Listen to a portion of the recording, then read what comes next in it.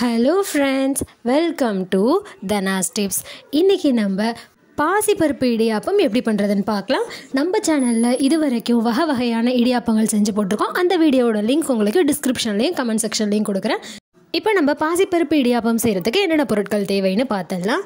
பச்சரிசி மாவு 200 கிராம், பாசிப்பருப்பு 100 கிராம், மிளகு 1 ஸ்பூன், ஜீரகம் 2 ஸ்பூன், தேங்காய் துருவல் 1 கப், கருவேப்பிலை சிறிதளவு, பெருங்காயத்தூள் சிறிதளவு, உப்பு தேவையான அளவு, நெய் மற்றும் எண்ணெய்.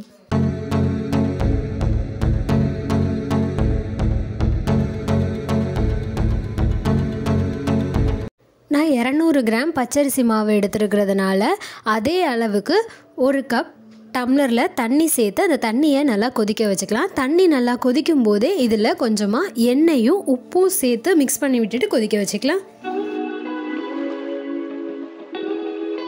தண்ணி நல்லா கொதிக்க ஆரம்பிச்சிருச்சு. இப்போ இதில் நம்ம பச்சரிசி மாவை சேர்த்துட்டு அடுப்பில் இருந்து இறக்கி விட்டு நல்லா மிக்ஸ் பண்ணி விட்டுக்கலாம்.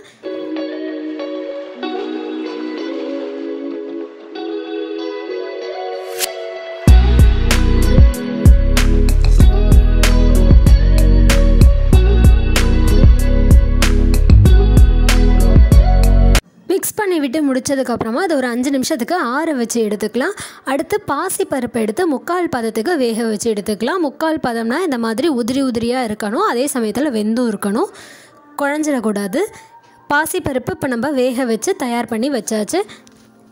அடுத்து ஒரு பாத்திரத்தில் கொஞ்சமாக நெய் விட்டு மிளகு ஜீரகம் சேர்த்து வறுத்து எடுத்துக்கலாம்.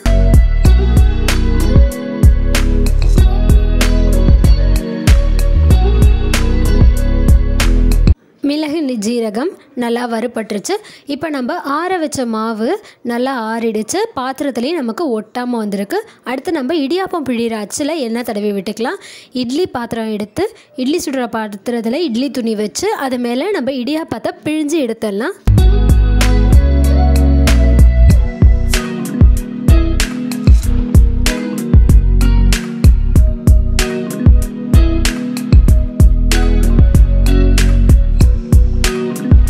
இடியாப்பத்தை பிழிஞ்சு எடுத்தாச்சு. அப்படியே அதை நம்ம இட்லி பானையில் வச்சு ஒரு 5 நிமிஷத்துக்கு வேக வச்சு எடுத்துக்கலாம்.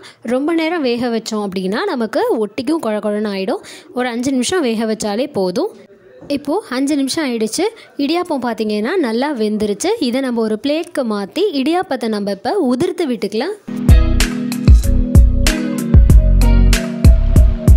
இடியாப்பத்தை நம்ம உதிர்த்து விட்டாச்சு. அடுத்து நம்ம கடாயை சூடு பண்ணிக்கலாம். கடாயில் நெய் விட்டு நெய் நல்லா சூடானதுக்கு அப்புறமா இதில் கருவேப்பிலையும் பெருங்காயத்தையும் சேர்த்துட்டு வதக்கிக்கலாம்.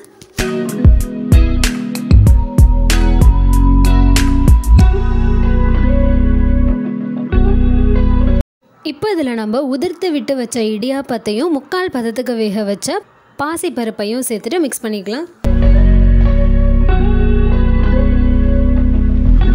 அடுத்து இதில் நம்ம துருவி வச்ச தேங்காய் துருவலையும் மிளகு ஜீரகத்தை வறுத்து வச்சுருந்தோம்ல அதை இடித்து அதையும் இதில் சேர்த்து மிக்ஸ் பண்ணி விட்டுக்கலாம்.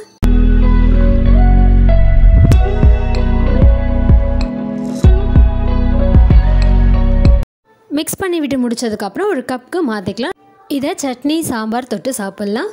ரொம்ப டேஸ்டியான மற்றும் ஹெல்த்தியான பாசிப்பருப்பு இடியாப்பம் தயாராகிடுச்சு. ட்ரை பண்ணிவிட்டு எப்படி இருக்குன்னு கமெண்ட் பண்ணுங்கள். சேனலுக்கு சப்ஸ்கிரைப் பண்ணுங்கள். மறக்காமல் பக்கத்தில் இருக்க பெல் ஐக்கானை கிளிக் பண்ணிக்கோங்க. தேங்க்யூ.